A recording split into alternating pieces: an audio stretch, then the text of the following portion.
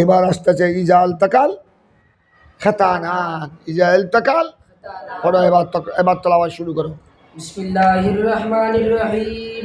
বাবু ইজা ইন্তাকাল খিতানানে ওয়া বিহি ক্বালা হাদাসানা মুআয ইবনে ফাদালাতা ক্বালা হাদাসানা হিশামুন ওয়া হাদাসানা আবু নুআইবিন আন হিশামিন আন কাতাদাতা আনিল হাসানি আন আবি রাফি'in আন আবি হুরায়রা রাদিয়াল্লাহু তাআলা আনহু আনিন নবিয়্যি সাল্লাল্লাহু আলাইহি ওয়াসাল্লাম ক্বালা ইযা জালাসা বাইনা শুআবিহাল আরবা'i বাইনা শুআবিহাল আরবা'i بين شعابها الأربع ثم جهدها فقد وجب الغسل. تابعه عمرو عن شعبة وقال موسى حدثنا أبان قال حدثنا قتادة قال أخبرنا الحسن مثله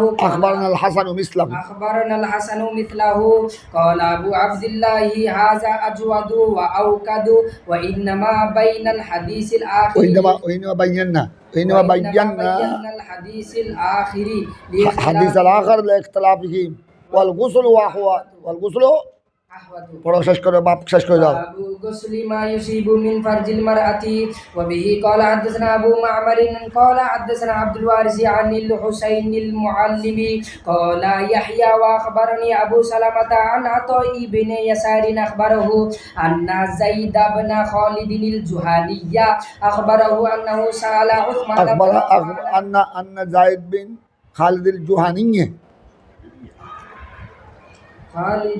جهنية أخبره أنه سأل عثمان بن عفان فقال أرأيت إذا جامع الرجل امرأته فلم يمني وقال عثمان يتوضأ كما يتوضأ للصلاة ويغسل ذكره وقال عثمان سمعته من رسول الله صلى الله عليه وسلم فسألت عن ذلك علي بن أبي طالب والزبير بن العوام وطلحة بن عبيد الله وأبي بن كعب فأمروه بذلك. وأخبرني أبو سلمة أن عروة بن الزبير أخبره أن أبا أيوب أخبره أنه سمع ذلك من رسول الله صلى الله عليه وسلم. وبه قال حدثنا مسدد قال حدثنا يحيى عن هشام بن عروة قال أخبرني أبي قال أخبرني أبو أيوب قال أخبرني أبي بن كعب أنه قال يا رسول الله صلى الله عليه وسلم إذا جامع الرجل المرأة فلم ينزل قال يغسل ما مس المرأة منه ثم يتوضأ ويصلي. قال أبو عبد الله الغسل أحوط وذلك الآخر إنما بيناه لاختلافهم والماء أنقى. ঠের যাও এবার। ইয়াল তাকাল খাতানান, খাতান দেখো আমাদের দেখো, খাতানের তসনিয়া হলো দ্বিবচন খাতানান। খাতান বুঝো তোমরা? আমাদের দেখো তোমরা হাদিসের মধ্যে পড়েছ, বাপ পড়েছ বাবুল খাতান অথবা বাবুল ইখতাতান। বাবুল খতনা থেকে আমরাও বলতো মুসলমানকে, আমাদের পুরুষদের ছেলেদের যে মুসলমানি করায় ওটাকে কি বলে? খতনা। এটা আরবি শব্দ, এই খাতান থেকে খতনা, এটা খতনা, এটা আরবি শব্দ খাতানু, খতনা খতনা খাতানু গুলতা খতনাতুন, এটা আরবি শব্দ খতনা করা।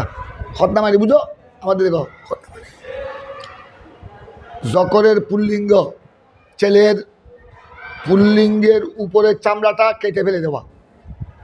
যেই চামড়াটা জকরের মাথাকে দেখে রেখেছে ওটাকে কেটে ফেলে দেওয়া, এটার নাম হলো, অর্থাৎ খতনার অর্থ হলো কিতু কিতু জিলদে রাসি জকর, কিতু জকরের মাথায় যে চামড়াটা আছে, যেটা জকরের মাথাকে কি করে রেখেছে, দেখে রেখেছে, ওটাকে কেটে ফেলা, এটার নাম হলো খতনাতুন। এটাকে খেতান। আর খেতান বলা হয়, খেতান বলা হয় আলাকে, আলা মানে পুল্লিঙ্গকে, পুল্লিঙ্গকেও খেতান বলে, স্ত্রীলিঙ্গকে খেতান বলে। এখানে খেতানান দেখো, ইজাল তাকাল খেতানান তসনিয়া দ্বিবচন। এখানে খেতানান মানে পুল্লিঙ্গ আর স্ত্রীলিঙ্গ, পুরুষেরটা পুল্লিঙ্গ, স্ত্রীরটা, এই দুই লিঙ্গ যখন মিলে, বাবুন ইজাল তাকাল খেতানান, এই দুই লিঙ্গ যখন আলতাকা মানে কি মিলিত হয়, দুই লিঙ্গ যখন মিলে কত তখন তার কি হুকুম?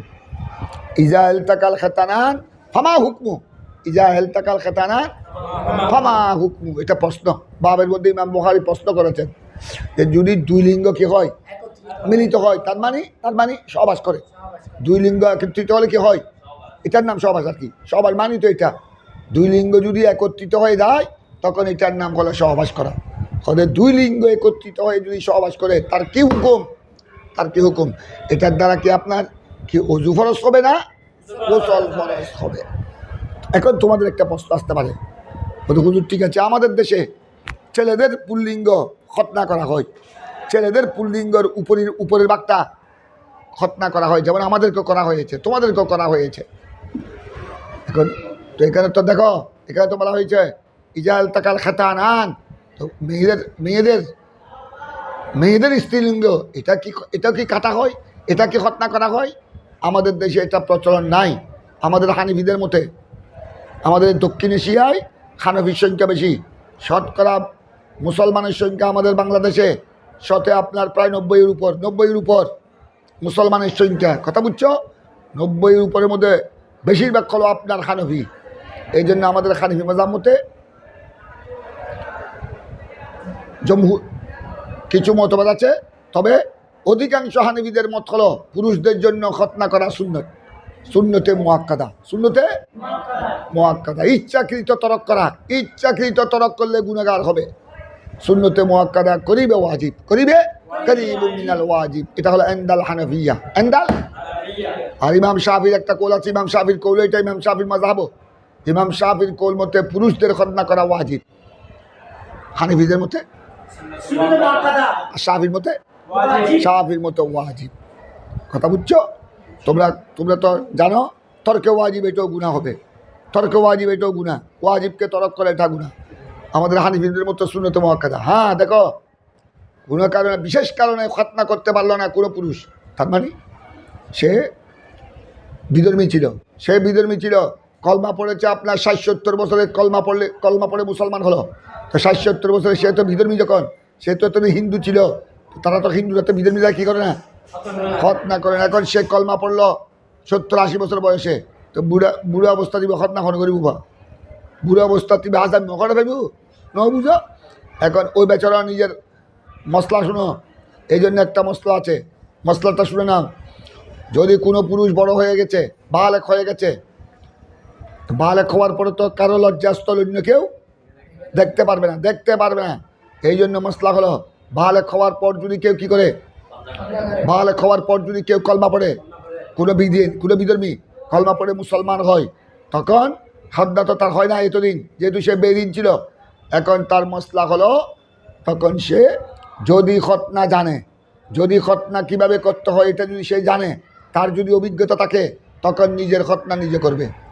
নিজের খতনা, যেহেতু শাফি মাযহাব মতে খতনা করা আর হানিফি মতে সুন্নতে মুআক্কাদা।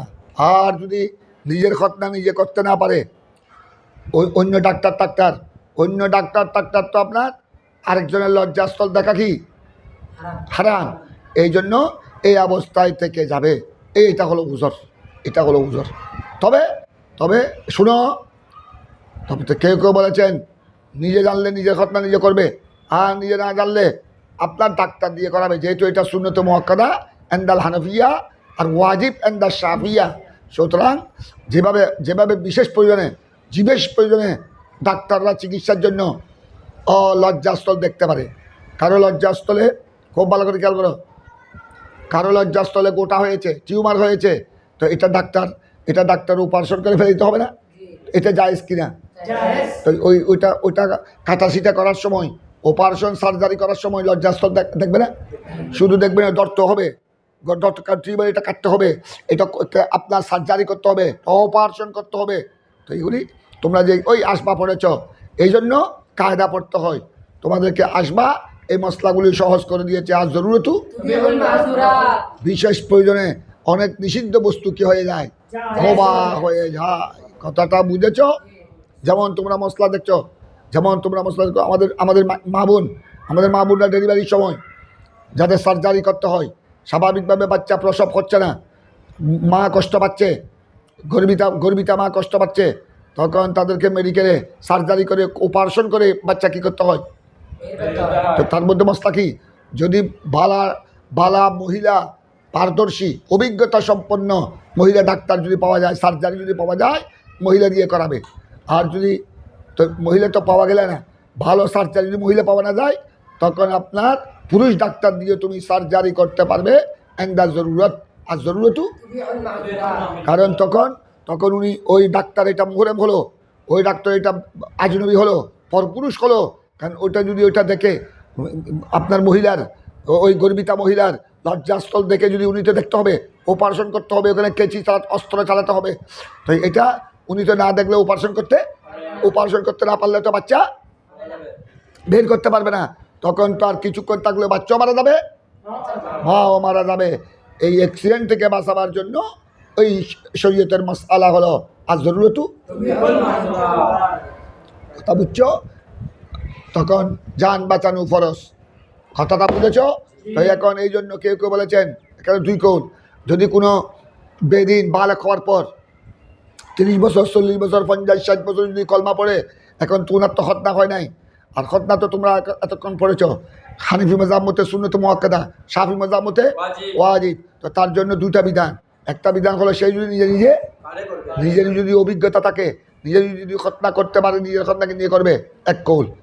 আর যদি করতে না পারে এই অবস্থায় থেকে যাবে, তার লজ্জাস্থল কোনো ডাক্তারকে কোনো হাজামকে দেখাবে না, এক কৌল। আরেক কৌল হলো না, এটা যেহেতু হ্যান্ডাল হানাফিয়া সুন্নত মুআক্কাদা আর হ্যান্ডাল শাফিয়া ওয়াজিব, এটা ওয়াজিবকে বর্তমান যেভাবে মহিলাদের আপনার বিশেষ জরুরতে বিশেষ প্রয়োজনে যেভাবে মহিলাদেরকে আপনার অপারেশন করে সিজার করে যেভাবে বাচ্চা বের করা হয়, তদ্রূপ উনি যখন কলমা পড়েছে, সেই যখন নিজের খতনা নিজে করতে পারছে না, বর্তমান মেডিকেল অ্যাভেলেবেল মেডিকেলের মধ্যে ডাক্তাররা কী করে খতনা করে ওনার খতন করে নিবে।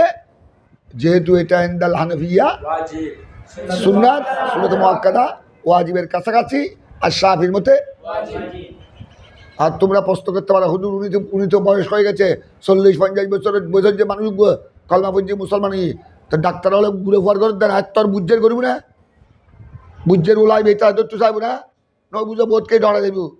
তো মশলা দেবো দেরি তালাশ করে দেখবা যদি ডাক্তার পাওয়া যায় করবে, আর কোনো ডাক্তার যদি পাওয়া না যায়, তখন ওই অবস্থায় থেকে যাবে, আর নিজে পারলে নিজে করে দিবে। বুঝো না? তো এখন মশলা শুনো। ইজাইল তাকাল খেতানান মানে কি বলেছিলাম? দুই লজ্জাস্থল যদি কি হয়, তো দুই লজ্জাস্থলকে খেতানান বলা হয়েছে। খেতান দ্বিবচন। খেতান মানে কি বলেছিলাম? হ্যাঁ, তো এখন খেতান তো হয় ছেলের। এখন মেয়ের এখানে তো মেয়ের কথা বলা হয়েছে।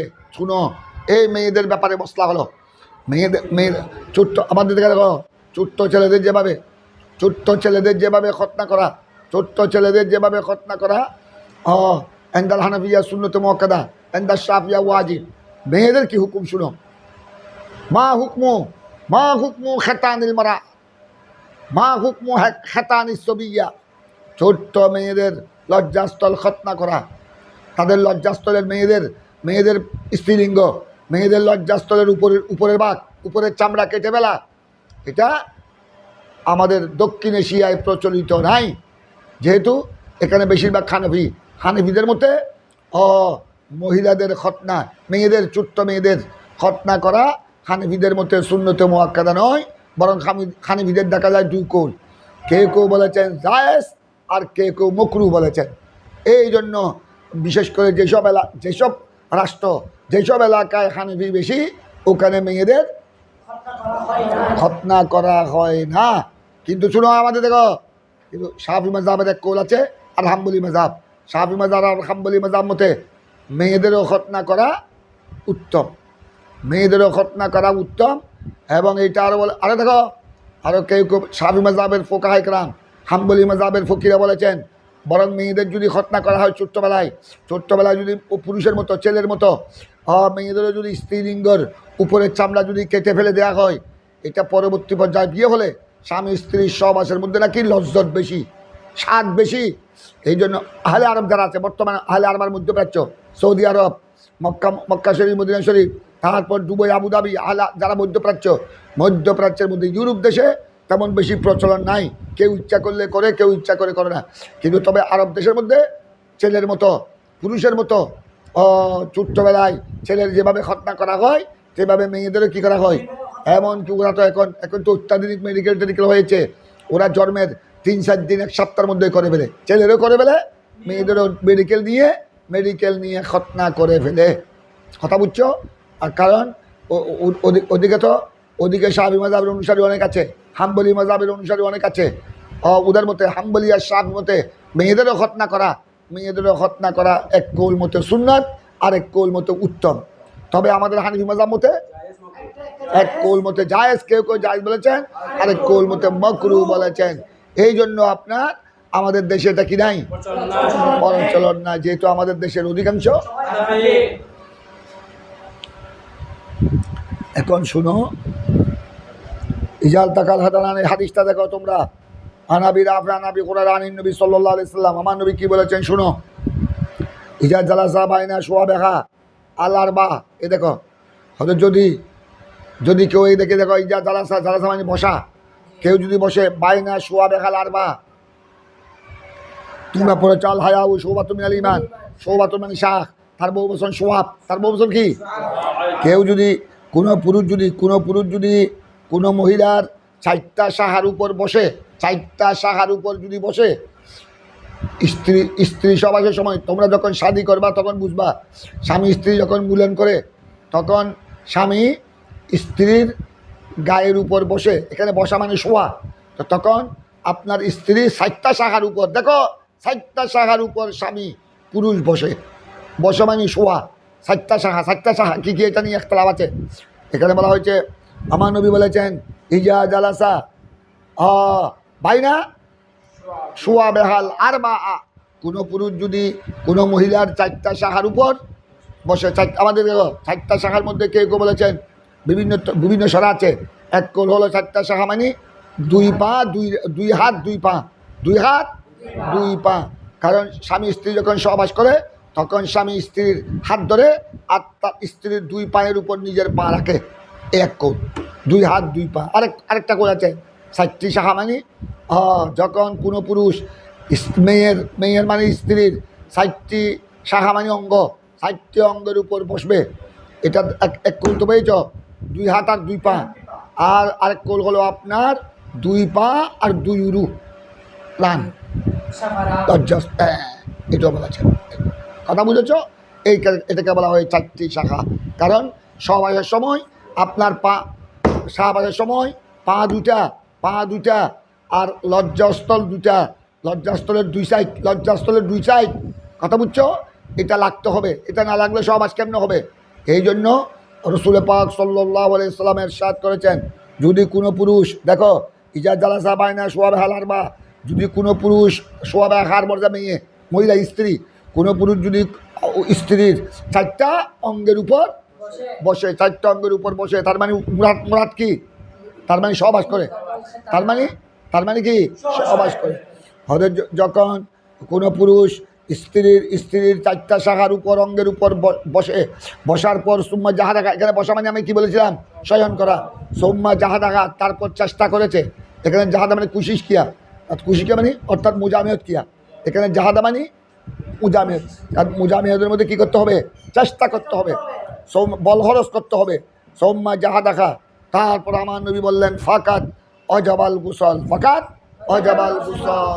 এই কোনো মেয়ের কোনো পুরুষ যদি কোনো মেয়ের 4টি অঙ্গের উপর বসে যাবে অর্থাৎ শুয়ে যাবে, তারপর চেষ্টা করবে মানে সহবাস করবে, তখন আপনার তার উপর ফাকাত ওয়াজাবাল গুসল, তার উপর গুসল কি হয়ে যাবে?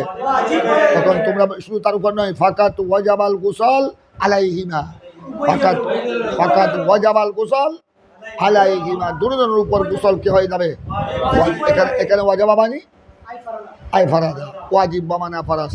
তো তোমাদেরকে ইমাম বুখারী যে বলেছেন তরজুমাতুল বাব, ইজা ইলতাকাল খাতানান, তার মানে ইজা ইলতাকাল খাতানান ফামা হুকমু, তো এখন তোমরা বুঝতে পারছো হাদিস থেকে আইয়াল তাকাল খাতানান, দুই লিঙ্গ যখন কি হবে, দুই লিঙ্গ যখন মিলিত হবে তখন তার উপর গোসল কি হবে, হ্যাঁ ওয়াজাবাল গোসল আলাইহিমা। আবার শুনো, খুব ভালো করে খেয়াল করো, এই হাদিসের সনদটা একটা তোমরা দেখেছ, ইমাম বুখারী আর কয়েকটা সনদ বললেন, হলে তাবা হু আমার আন শোবা, হলে এই হাদিস তাবা হু আমার আন শোবা, আমর ইবনে মরজুক উনি শোবা থেকে এইভাবে রওয়ায়াত করেছেন। ও কলা মুসা হাদ্দাসানা আবান, আর মুসা একজন রাবি, মুসা একজন বর্ণনাকারী, উনি এই হাদিস বয়ান করেছেন আবান থেকে, আবান বয়ান করেছেন কতাদা থেকে। কলা আখবারানা, আবার কতাদা বলেন, কলার ভাই কতাদা বলেন আখবারানা আল হাসানু মিসলাহু, হাসান মানে হাসান বসরি, হয়তো আমাদেরকে সৈয়দনা হাসান বসরি উনি বড় জবরদস্ত তাবি মিন কাবারিত তাবিঈন, কথা বুঝছো, হয়তো আমাদেরকে হাদিস হাসান বসরি একই রকম হাদিস কি করেছেন, বর্ণনা করেছেন। এবার দেখো হযরত আমাদের ইমাম বুখারী কি বলছেন, কলা আবু আব্দুল্লাহ মানে কে, ইমাম বুখারী, ইমাম বুখারীর কুনিয়ত কি আবু আব্দুল্লাহ, কলা আবু আব্দুল্লাহ ইমাম বুখারী, ইমাম বুখারীর আসল নাম কি, মুহাম্মদ ইবনে ইসমাঈল, আবু আব্দুল্লাহ হলো কুনিয়ত। হযরতে ইমাম বুখারী বলছেন, দেখো কলা আবু আব্দুল্লাহ হাযা আজওয়াত ওয়াউকাত, তিনি বললেন এটা এই সনদটা আমি তোমাদের সামনে, ইমাম বুখারী বলছেন আমি যেই সনদটা বললাম, যে হাদিসটা বললাম, এই হাদিসটা সনদের দিক দিয়ে আজওয়াত ওয়াউকাত, আজওয়াত এই হাদিসটা সনদের দিকে এবং অর্থের দিক দিয়ে, সনদান ওয়া মানান দুটো দিক দিয়ে, এই হাদিস সনদান ওয়া মতনান, সনদান এই হাদিস সনদার মতনের দিকে বেশি মুআক্কাদ, ওয়াউকাত এবং আর কি আজওয়াত বেশি উত্তম। তার মানে তোমরা দেখেছ এই হাদিসের ইমাম বুখারী কয়েকটা মুতাবিআত আনেছে, তার মানে ওই সনদের মতো আরো কয়েকটা সনদ আর এক সনদ তিনি উল্লেখ করেছেন। তো সুতরাং এই হাদিস সনদান ওয়া মতনান কি, এটা ইমাম বুখারীর মিন আদাতিল বুখারী, ইমাম বুখারী এটা আদত, উনি জায়গায় সহিহ বুখারী জায়গায় যে হাদিসটি সনদান মতনান কি, সনদের দিক দিয়ে আর মতনের দিক দিয়ে উভয় দিক দিয়ে যে হাদিসটি স্ট্রং বড় মজবুত, তিনি ওইসব হাদিসকে চিহ্নিত করেছেন, ওইসব হাদিসকে তিনি বর্ণনা করার পর বলেছেন হাযা আজওয়াত ওয়া আউকাদু।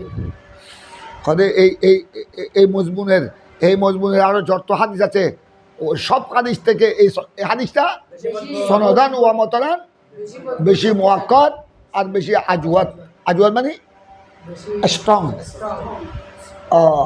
তারপর আবার দেখো আরো কি বলছেন, দেখো ফলাবু হাযা আজওয়াত ওয়া আউকাত ওয়াইন বায়ান্নাল হাদিস আল আখির, তবে তিনি ভালো করে খেয়াল করো, তবে তিনি বলছেন আমি এই শেষের হাদিসটা ওয়াইন বায়ান্নাল হাদিস আল আখির মানে দেখো হাদিস আল আখির, দেখো কি বলছেন ইমাম বুখারী, হাদিস আল আখির মানে তোমরা একটু লক্ষ্য করো এই পরের হাদিসটা, এখন যেটা তোমরা দেখেছো ইজা জালাসা বাইনা শুআবিহাল আরবা সুম্মা জাহাদাহা ফাকাত ওয়াজাবাল গোসল, এইটা হলো এই হাদিসটা যেটা আমি এখন বললাম, এটা বললাম কি জন্য, লে ইখতিলাফিহিম, এটার মধ্যে সাহাবায়ে কেরামের কি আছে, ইখতিলাফ আছে, এই ইখতিলাফটা তোমরা জানার জন্য আমি এই হাদিসটা কি করলাম, একটা হলো এই হাদিস সনদান মতনান স্ট্রং এই জন্য বয়ান করলাম, আরেকটা বয়ান করলাম তোমরা যাতে এই হাদিসটা পড়ার পর সাহাবায়ে কেরামের এই মসলার মধ্যে ইখতিলাফটা জানতে পারো, কারণ এই মসলার মধ্যে সাহাবায়ে কেরামের কি আছে, ইখতিলাফ আছে। ইখতিলাফটা শুনো, আমার থেকে শুনো, ইখতিলাফটা হলো যদি কোনো পুরুষ তার স্ত্রীর, কোনো স্বামী তার স্ত্রীর 4টি অঙ্গের উপর বসে গেল, 4টি অঙ্গের উপর শুয়ে গেল এবং ইচ্ছা করে সহবাস করলো, দুহুল করলো, তখন খুব ভালো করে খেয়াল করে আমার নবী বলেছেন ফাকাত ওয়াজাবাল গোসল, কি লাজম হবে, গোসল লাজম। তো এখানে সাহাবায়ে কেরামের মধ্যে কিছু সাহাবায়ে কেরাম বলেছেন ফাকাত ওয়াজাবাল গোসল মানে কখন, ফাকাত ওয়াজাবাল গোসল মানে ইনদা ইনজালিল মুনি, যদি ওই সহবাসের মধ্যে কি পাওয়া যায়, মনি যদি ইনজাল হয়, পুরুষের লিঙ্গ থেকে যদি কি বের হয়, মনি বের হয়, তখন ওয়াজাবাল গোসল। আমার নবী যে বলেছেন ফাকাত ওয়াজাবাল গোসল, এটা কখন, ফাকাত ওয়াজাবাল গোসল ইনদা, এটা হলো ইনদা আকসারি সাহাবা, অধিকাংশ সাহাবীর মতে না, ইনদা ইনজালিল মুনি, ফাকাত ওয়াজাবাল গোসল ইনদা ইনজালিল মুনি, এটা হলো এন্দা বাজি সাহাবা, বাজ সাহাবিদের মত হলো এটা। ওনাদের মতে কিছু কিছু সাহাবি, ওনাদের মতে সহবাসের সময় যদি কি বের না হয়, মনি বের না হয়, তখন গোসল ওয়াজিব হবে না। উজু করলে লজ্জাস্থল দৌত করে, লজ্জাস্থল দৌত করে স্বামী স্ত্রী দুজন কি করলে, উজু করলে এবার নামাজ পড়তে পারবে। খাবার করে খেয়াল করো। আর আমাদের জমহুরের মতে দুহুল শর্ত, গোসল ওয়াজিব হওয়ার জন্য, গোসল ফরজ হওয়ার জন্য দুহুল শর্ত। এখানে আপনার এনজালে মনি কি নয়, মনি বের হওয়া, মনি বের হওয়া এটা শর্ত নয়। কথা বুঝছো? মনি বের হোক আর না হোক, যদি কি পাওয়া যায়, দুহুল পাওয়া যায়, তখন তার উপর কি হয়ে যাবে। এইটা হলো এন্দা জমহুরি সাহাবা। এটা জমহুরে সাহাবা, জমহুরে তাবেইন, জমহুরে তবে তাবেইন। এমনকি দেখো আমাদের মাযহাবে আরবারও অধিকাংশ ইমামগণের মত হলো এটা। দুহুল পাওয়া গেলে কি হবে, দুহুল পাওয়া গেলে, কথা বুঝছো? এমনকি একদম পরিপূর্ণ দুহুলও লাগবে না, শুধু যদি স্ত্রীর লজ্জাস্থলে যদি স্বামীর রাসুজ্জকর, স্বামীর রাসুজ্জকর যেটাকে বলা হয় খসফা, স্বামীর পুল্লিঙ্গের মাথাটাও যদি প্রবেশ হয়, তখন আপনার কি ওয়াজিব হয়ে যাবে, গোসল ওয়াজিব হয়ে যাবে, মনি বের হোক বা না। এইটাই হলো জমহুরের মত। তাই ইমামে বুখারী বলছেন, খোদা আমি এই হাদিসটা পরে, তোমরা এখন যেটা দেখলা এই হাদিসটা আমি আনলাম, একটু এই হাদিসটা কি সনদান আওকাদ এবং আজওয়াত। আর 2 নম্বর হলো এটা আনলাম ওই নেবা বাইয়ান্নাল হাদিস আল আখার ইখতিলাফিহিম, হিমের মধ্যে কি সাহাবাই کرام তাবেঈন, তবে তাবেঈনের মধ্যে এই মসলার মধ্যে কি আছে। তো আমি এটা আনলাম কেন, যাতে তোমরা সাহাবীদের ইখতিলাফটা জানতে পারো। তবে ইমাম বুখারী বললেন দেখো তো এই মসলার মধ্যে 2 কৌল দেখলো, ইজাল তাকাল খাতানান, এখানে কি গোসল ফরজ হবে কিনা, এখানে কৌল কয়টা দেখলা, একটা জমহুরের মধ্যে কি হবে, আর বাজের মতো অজু ফরজ হবে। হ্যাঁ, তখন এখানে মশলা তো 2টা।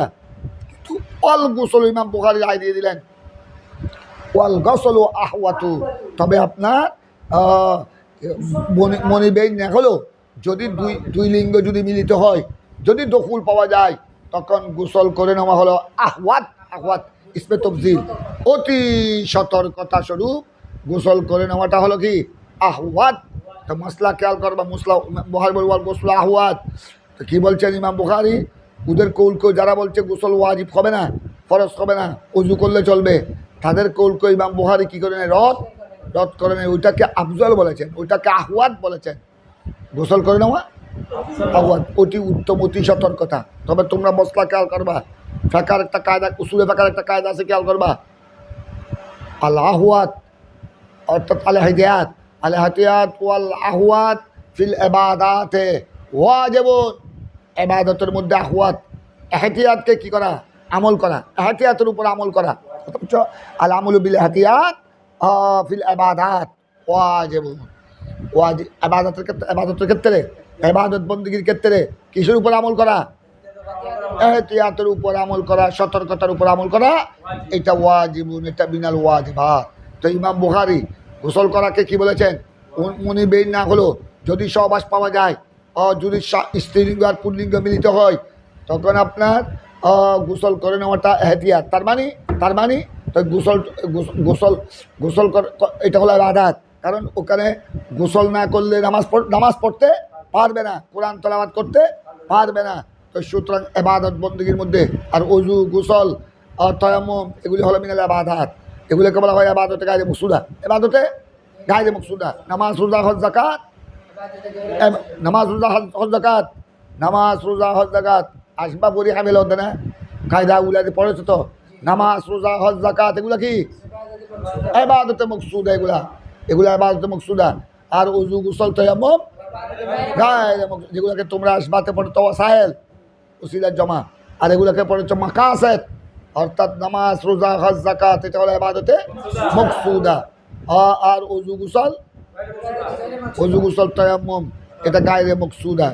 এটা মকসুদার জন্য ওসিলা, কারণ এগুলা ছাড়া ইবাদতে মকসুদা, ওযু ছাড়া নামাজ হবে না, গোসল ছাড়া, যার উপর গোসল ফরজ হয়েছে, গোসল ছাড়া নামাজ হবে না, এইগুলো গায়রে মকসুদা। তারপরে এগুলো ইবাদত, এগুলো ইবাদত। তো কি বুঝলা তুমি? আমি যে তোমাদেরকে কায়দা বললাম, ইমাম বুখারী ইজাল তাকাল খাতানানের মধ্যে বলেছে ওয়াল গোসল আহওয়াত, তো তোমাদেরকে আমি মশলা বললাম উসুলে ফাঁকার কায়দা আল আমলু বিল এহতিয়াত অথবা বিল আহওয়াত আল আমরু বিল এহতিয়াত ওয়াল আহওয়াত ফিল ইবাদাতে ওয়াজিবুন ফিল ইবাদাতে ওয়াজিবুন এহতিয়াতের উপর কি করা আমল করা কি কি কি- কি কোন মশলায় ইবাদত সংক্রান্ত বিষয়ে ইবাদত সংক্রান্ত বিষয়ে আপনার এহতিয়াতের উপর আমল করা এটা ওয়াজিব আল আমলু বিল এহতিয়াতে ফিল ইবাদাত ওয়াজিবুন ইবাদতের মধ্যে এহতিয়াতের উপর আমল করা এটা ওয়াজিব তো এখন ইমাম বুখারী দেখো এখন ইমাম বুখারী ইজাল তাকা আমাদের দেখো ইজাল তাকাল খাতানান স্ত্রীলিঙ্গ পুল্লিঙ্গ মিলিত হলে গোসল ওয়াজিব হবে কিনা এটাকে ইমাম বুখারী কি বলেছেন গোসল করাটা আহওয়াত তো আহওয়াত যখন বলেছেন ইবাদতের মধ্যে আহওয়াতের উপর আমল করা এখন মাসলা সাবেত হয়ে গেল ইমাম বুখারীর কৌল থেকে সাবেত হয়ে গেল জমহুরের কৌল শুদ্ধ বেশি কারণ ইমাম বুখারীর কৌল মতো আপনার দুই লিঙ্গ মিলিত হলে মনিবেহীন না হলো এনজালে মনি না হলো গোসল কি হবে গোসল করাটা ওয়াজিব হয়ে যাবে কারণ ইমাম বুখারী এটাকে আহওয়াত বলেছেন আর বেশি এহতিয়াত বলেছেন তো আর ইবাদতের মধ্যে এহতিয়াতের উপর আমল করা ওয়াজিব তোমাদেরকে কথা বুঝাইতে পারলাম আমি